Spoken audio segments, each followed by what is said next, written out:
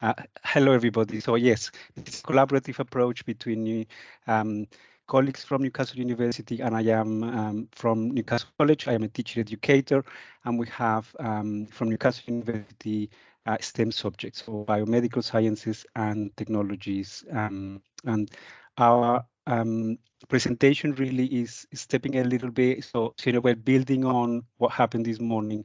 We're zooming out a little bit to talk about some of the constraints that may be or need to be considered when we're talking about artistry. So one of our concerns really, so the purpose of our presentation is to raise awareness around how the current neoliberal trends constrain expressions of artistry in teaching in higher education. So I'll give you a bit of background on neoliberalism.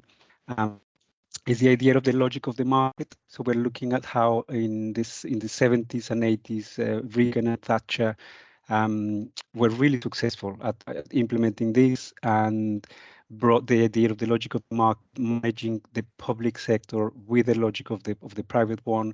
So the idea of value for money, and now we see degrees as financial investments, student satisfaction, and I'm putting there customer satisfaction because it's kind of leading more and more towards that, and then having key performance indicators for the staff.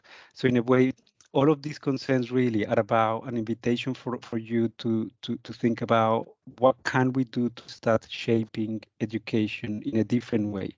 We are creative people, we are compassionate, a compassionate bunch of people. We can and perhaps should start shaping a more preferable future rather than allowing neoliberalism to continue shaping the value and meaning of education. So this common sense brings the ideas or the agendas of performativity and accountability. And what this really starts is undermining really teacher professionalism, and also, as I said, the meaning and value of education.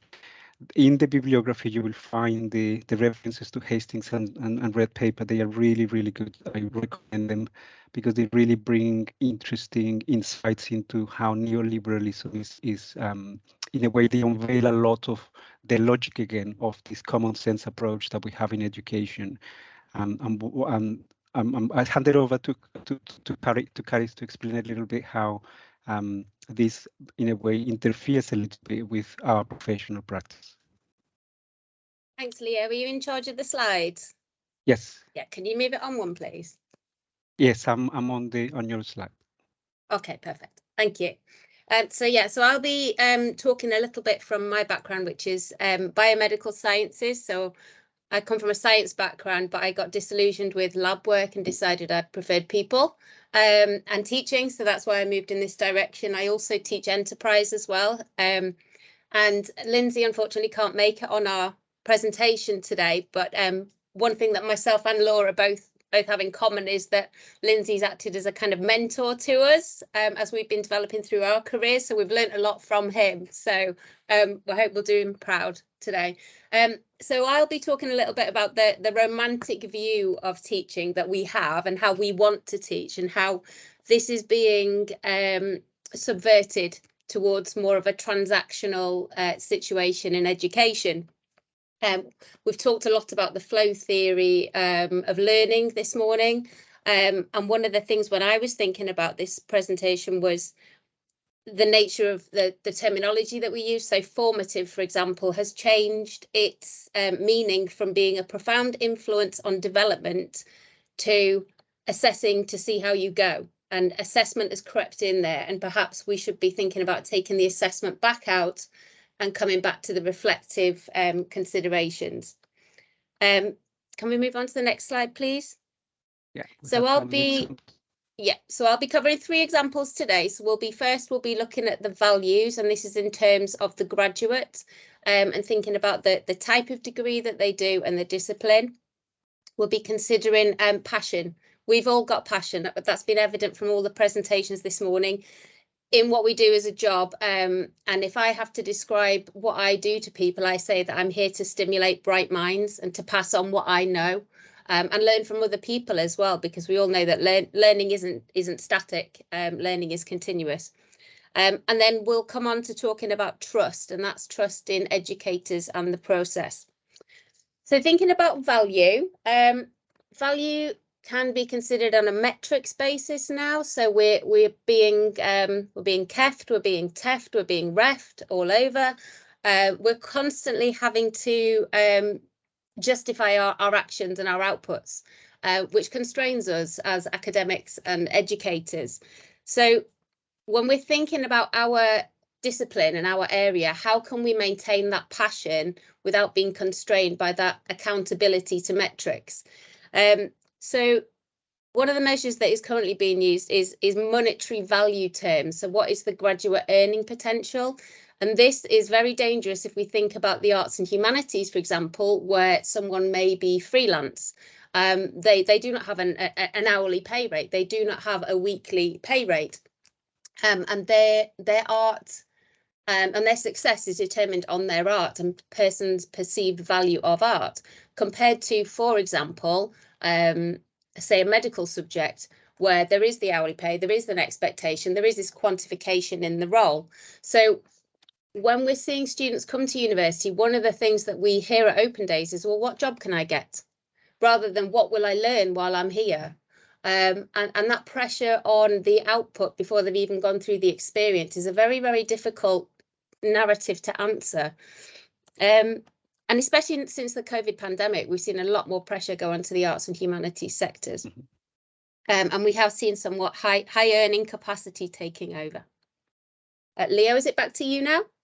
Yeah, well, we have also, you know, Carys mentioned the idea of passion, and we're concerned really how academic freedom is kind of being taken away by those conflicting workloads, and this is the idea again of what's being measured is what's valuable rather than valuing what we're measuring, and that mixing up of value is quite concerning, really.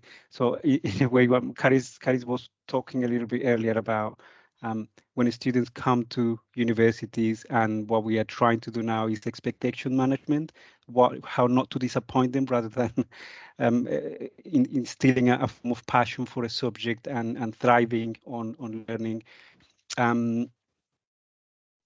So what we're having here is that, you know, a notion of breaking free from some of that and stop seeing students as consumers, because that binds us to a product, and also how we are living in a very dilemmatic practice, probably, in terms of the academic integrity versus what's measured in institutions and quality processes.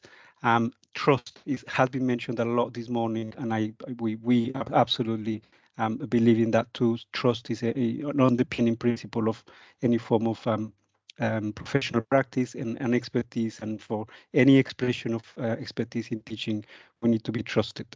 And also, again, regaining the idea of qualifications as journeys, not as endpoints or measures of success. Some of the key points we wanted to highlight here are how a common sense approach to education is leading to high stakes. So it in a way is questioning a little bit the idea of efficiencies and the idea of metrics and everything that is, you know, what can be measured can be managed. Education is becoming a commodity for a lot of people. So we are suggesting that we need to question a little bit the cost that is bringing in terms of the optimization of processes. That again makes sense from probably a financial point of view, but that probably has costs in terms of learning, in terms of the experience of the students, in terms of the value of education, what we do, how we do, what should we do, and so on. So we need to kind of consider as groups probably of people the costs of those efficiencies and optimizations of processes. And also, again, managing a little bit the guidance, the advice and guidance that we have for students in terms of what pays most. We need to reassure students about the high stakes, how they probably bring that, and I've been doing that personally with my students around. Let's unpack a little bit where those fears and anxieties are stemming from. Because they do come with that idea, you know, I don't want to disappoint my parents. I need to get a job at the end of this. I need to play safe. So in a way, that is not leading really to people thriving in subjects that they could. As I said, we have a bibliography here, and thank you. And we're going to stop here and open the conversation This is a difficult topic, but it's a very interesting one. Please do ask us questions. Thank you, and thank you for the contributions to Carys, Laura, and Lindsay. Thank you to all the speakers, and again, a round of applause, please, from the audience. I just wanted, I mean, you said some very interesting things, and there were a few questions coming in the chat, and please keep those questions coming if you want. Somebody in the chat mentioned sort of assessment in regard to some of the points that you made, for example, valuing the process over the product. And I wonder whether any one of you really would like to sort of further comment on that or explore that concept. Yeah, I can. You want to take this one, Carys? Yeah. Go on. So, I mean, coming from the Newcastle example, we in biomedical sciences, and I'm not sure if it's the same in computing with Laura, we are heavily modularized. So there are pockets of learning, and you have a mark at the end of the pocket. And I know in other disciplines, for example, medicine and dentistry, it's longer learning. You're looking at the whole journey, and achieving marks as you go is a very difficult situation to be in, because it puts a lot of pressure on the students as well. So how are you at the end of a semester? And coming back to this idea of formative learning and thinking about, well, what do I understand from this process? Not necessarily have I got a certain mark for it, because the mark isn't necessarily reflective of what you've learned.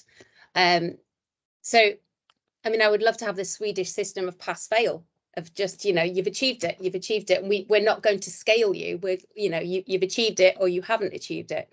And that takes a lot of pressure off students as well. Controversial. If I may also say, yeah, it is, but if I also may add a little bit that my experience of learning is students enjoy learning a lot, but when it comes to assessment, again, the high stakes kick in, and that's where all the anxieties and the fear of failure and all of that comes in. So in a way, it's also rethinking what are we doing with assessment, basically? Why are we assessing that way? Do we really have to get to that point of anxiety and fear of failing? Is there any other way that we can do that? Laura. Yeah, just to add, so in computing at Newcastle, we're also modular, but we do have a module. In fact, we have two modules in the first year called Portfolio 1 and Portfolio 2. They are the most imaginative names. But the idea behind this is that the other modules feed into the portfolio and it's assessed.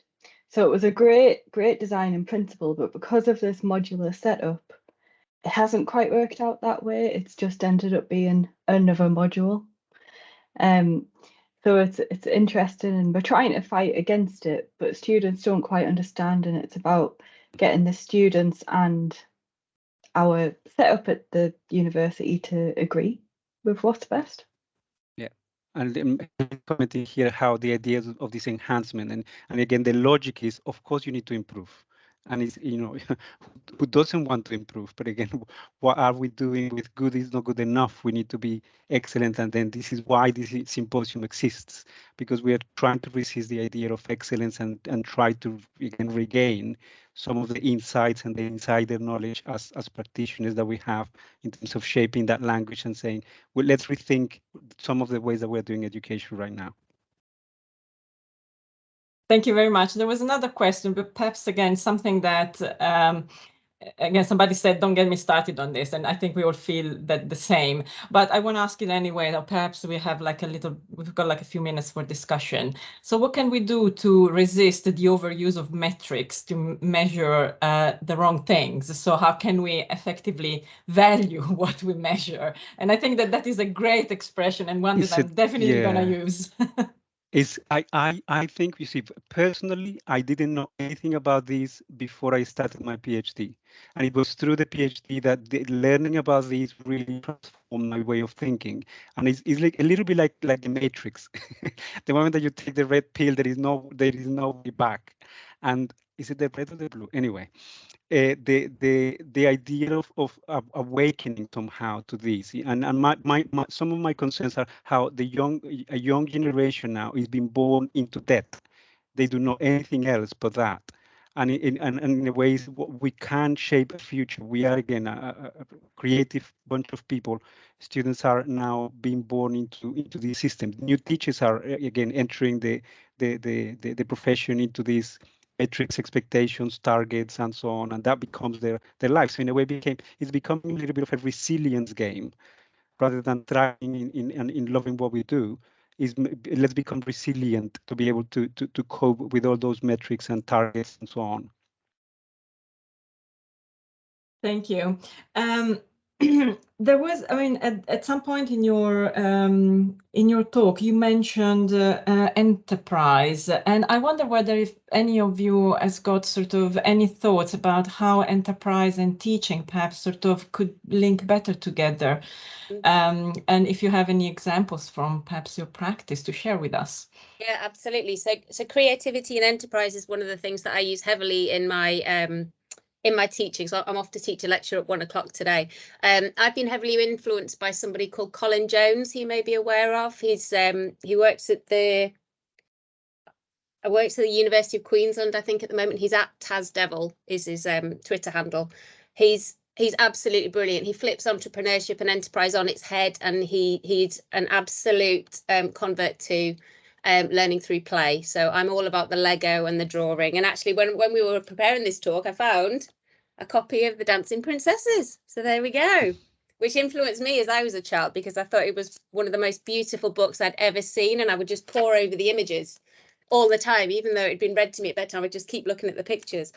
And I've now passed that on to my children. And I think enterprise and creativity is just about that passion and that enthusiasm. And when we were talking earlier about the 25%, yeah, you need your background, but you need to be able to bring it in the classroom, because you can have the most prepared lecture, but if you bore the pants off somebody, it's not going to go in. And it was quite nice to see Steve McCanwell on the call, because when I've taught in lecture theatres after him in the past and seen his beautiful anatomical drawings on the blackboards, I thought, I can't rub that off.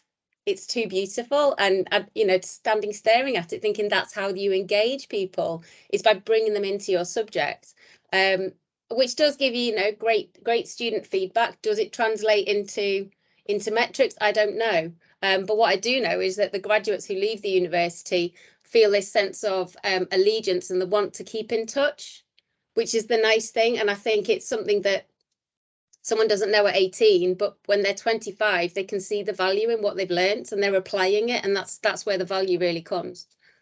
Sorry, it took a bit long. No, thank you. I think we still have a minute for questions. Matthew, I think I saw your hand going up. Did you want to unmute yourself and ask the question? Yeah, sorry. I just wanted to drop in as well to that conversation about enterprise and entrepreneurship. That's my specialism. And nice to hear you mentioning Cole's name. He's a great friend of mine, and I've done a lot of work with him over the years. The other person who I would suggest, if people haven't come across him, is the work of a Swedish chap called Martin Lekeus. And Martin writes a lot about the notion of value in the context of enterprise and entrepreneurship, and how we can approach curricula and explore different kinds of value that we create, not just economic, but social, cultural, and these different notions. And I can see Andrew's point about neoliberalism there in the chat, and there is a big response to this in my community about we're not just interested in economics, and we are interested in those wider points. And I'll post a piece up to Martin's model so you can go and take a look at it for everybody who's here today as well.